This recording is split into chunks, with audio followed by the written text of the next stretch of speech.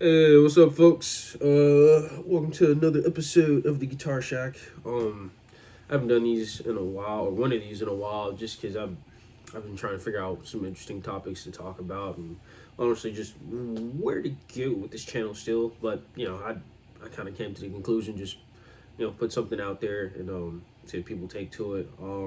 Today's video is going to be about chord melodies. Mainly just an approach to help with the creative side of it. So this is more for like a intermediate to advanced. If you've been playing for a while and you play chord melodies, this might help with just a creative approach to it. So this lesson is mostly using just the bass line and the melody itself to kind of help get ideas. I know sometimes we try to find chords that fit, and sometimes that kind of blocks us with the creativity. So I'm just going to do a couple different approaches. I'm going to do the tune Misty, but just like the first, I want to say like 4 measures or something like that, or 6 measures. I not too long. But what I want to focus on is like, how just playing the bass and the melody could help you come up with different ideas. A couple things I will say is like knowing your arpeggios are going to be really important, because that'll help understand like how the bass could move, or how bass lines could move of different chords. And also a little bit if you know about like tritone subs or some kind of like substitution chords. So this first example is pedal pointing over the B flat, and then you're walking down to A flat. I like this one a lot, just because it sounds really cool how it builds up tension. So this first part is the one with just the bass and the melody, and then I'll play the chords. So it goes like this.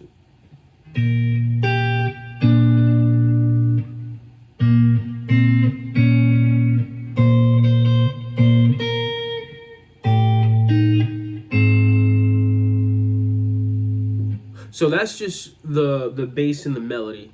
Now once you kind of hear that, it's like, oh, okay. It sounds a little weird because it's very thin, and it is a little thin. But when you add the chords to it, so say we're doing.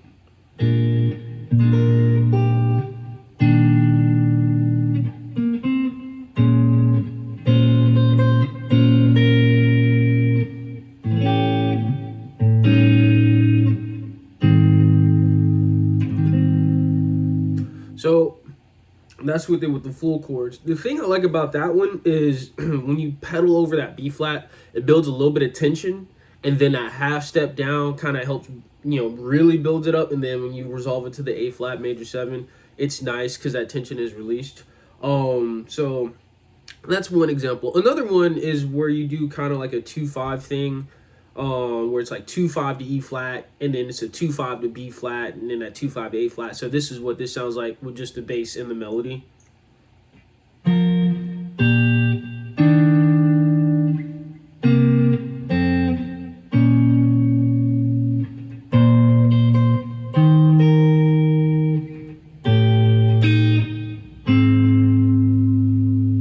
So that's bass and the melody. Now this is what it sounds like together.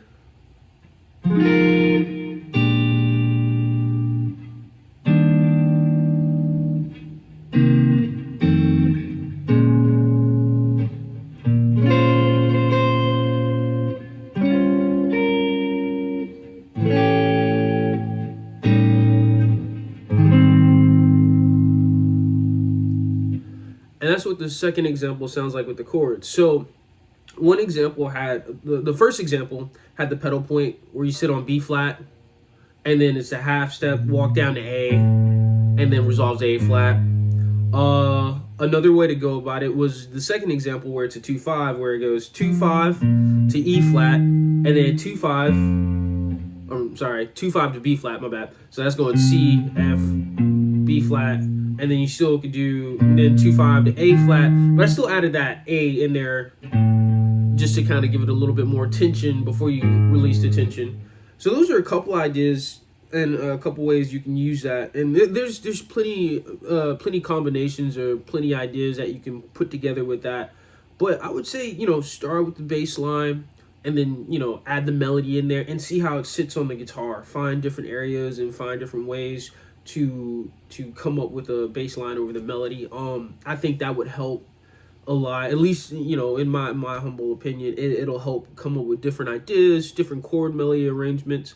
You know, and of course there's like a finite amount of it, but it'll help you look at the fretboard a little differently, especially on guitar. It I find chord melodies on guitar can be really beautiful, but it's really difficult to find it. So I just remember my teacher talking to me about that, where I felt like I was really stagnant and I didn't have a different view of the fretboard. So he told me, you know, focus on just a bass melody and the chord, and it'll give you different ideas.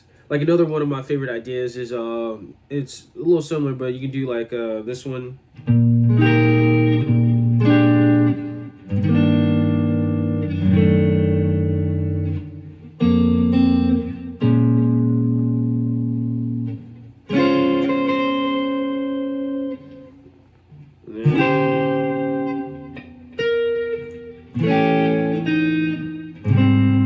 Yeah, I'm still adding that A in there, but that's another way. So it gives you a different idea, especially, you know, if this is like one of your standards that you play week in and week out. It'll just give you some different ideas.